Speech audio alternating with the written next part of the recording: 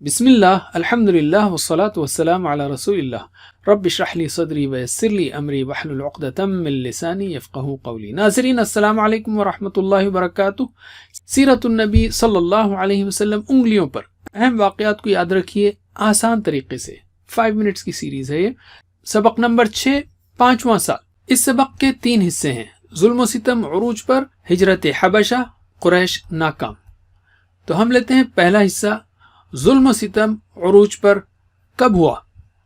نبوت کے 4تھے سال میں ظلم و ستم شروع ہوا اور تقریباً ہر صحابی پر ظلم کیا گیا۔ ظلم و ستم کا یہ سلسلہ ہفتوں مہینوں ہی نہیں بلکہ اس سے بھی زیادہ چلتا رہا۔ جو صحابہ غریب یا غلام تھے ان پر تو ظلم کی حد کر دی گئی، جیسے بلال، صہیب، خباب، یاسر، سمیہ، عمار رضی اللہ عنہم وغیرہ۔ کسی کو باندھ کر مارا گیا تو کسی کی کعبے کے صحن میں پٹائی کی گئی، کسی کو چٹائی میں لپیٹ کر مارا گیا، کسی کو تپتی دھوپ میں رسی باندھ کر گھسیٹا جاتا تو کسی کو گرم زمین پر لٹا کر سینے پر پتھر رکھ دیا جاتا، کسی کو مار مار کر شہید کر دیا گیا۔ اسباق و عمل۔ شدید ظلم و ستم کے باوجود صحابہ کرام رضی اللہ عنہم حق پر ڈٹے رہے۔ اس میں ہر ایمان والے کے لیے ایک اہم سبق ہے۔ آزمائشوں سے حفاظت کی دعا کرتے رہیں، آزمائش آ جائے تو استقامت کی دعا مانگیں۔ علم، ویڈیو روکیے اور ایک دوسرے کو سکھائیے۔ اب ہم لیتے ہیں دوسرا حصہ، ہجرت حبشہ کیوں ہوئی اور کب ہوئی؟ حبشہ کا بادشاہ نجاشی عیسائی تھا اور انصاف پسند شخص تھا۔ اہل مکہ کے ظلم سے بچنے کے لیے رسول صلی اللہ علیہ وسلم نے صحابہ رضی اللہ عنہم کو حبشہ کی طرف ہجرت کی اجازت دی۔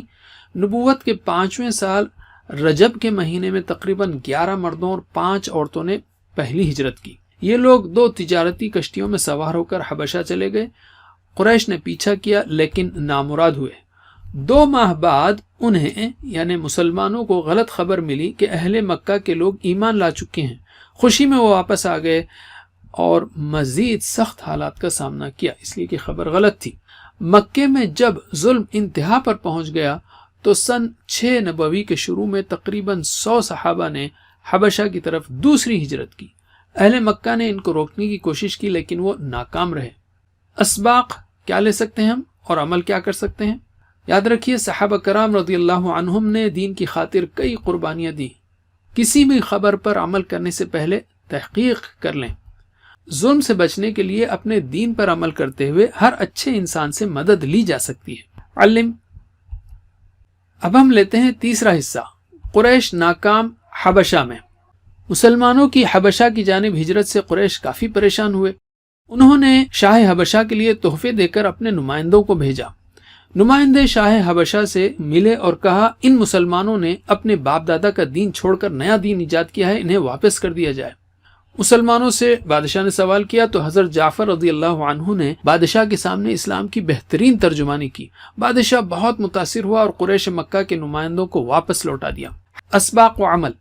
حق کا اظہار اور اعلان کرنے میں کبھی بھی ڈرنا نہیں چاہیے۔ سوالوں کا جواب حکمت کے ساتھ سوچ سمجھ کر دیجیے۔ جو لوگ حق کو جانتے ہیں وہ کبھی بھی حق کا ساتھ دینے میں پیچھے نہیں ہٹتے۔ علم۔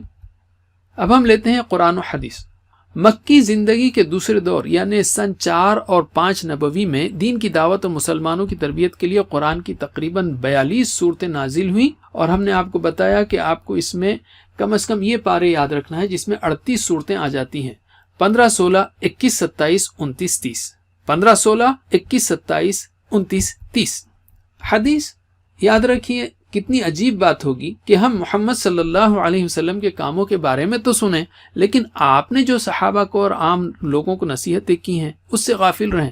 اس لیے روزانہ کچھ وقت حدیث پڑھنے کے لیے ضرور نکالیے۔ تو ہم اعادہ کرتے ہیں۔